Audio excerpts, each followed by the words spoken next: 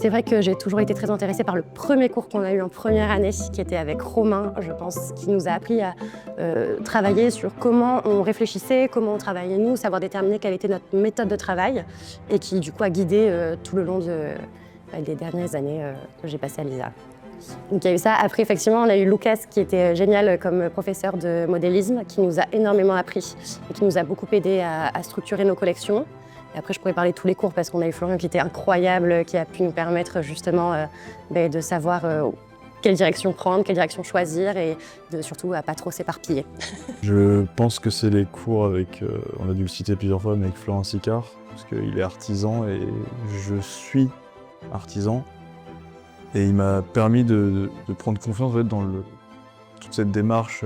Il m'a montré que c'est possible d'être un artisan dans son coin sans avoir à être ultra commercial et quand même à réussir à en vivre.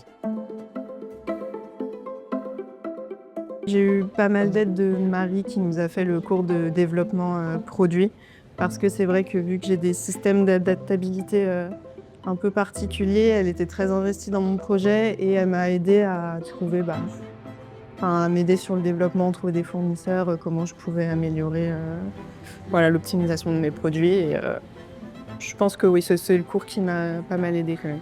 En fait, les prix, souvent, on baisse nos prix parce qu'on dit que ça va pas vendre, mais Florent va nous expliquer en fait chaque marge, nos marges à nous, combien on doit se payer à l'heure, parce que vu qu'on fait tout à la main, en fait, c'est pas les mêmes prix qu'une production à l'étranger. En fait, il nous donne la confiance pour monter nos prix, en fait, augmenter nos marges. On a des idées et des tips pour poster sur toutes les plateformes de réseaux sociaux, l'importance d'avoir une communication et une stratégie très forte en digital. Et l'encouragement de certains professeurs qui m'ont vraiment maintenu sur la voie, parce que sinon je pense que j'aurais pu abandonner beaucoup de fois en cours d'année. Et la motivation c'était dur à garder, mais il y a quelques paroles de profs qui m'ont vraiment soutenu. Il y a un cours avec un prof qui parle beaucoup de comment on doit vendre notre marque. Moi, dans le futur, je pense bien sûr de travailler à vendre ma marque et à élaborer ça. Je trouve qu'il y avait un cours qui est super intéressant, qui nous apprend comment travailler, comment savoir vendre notre marque et comment la élaborer d'une façon vendable. Ouais.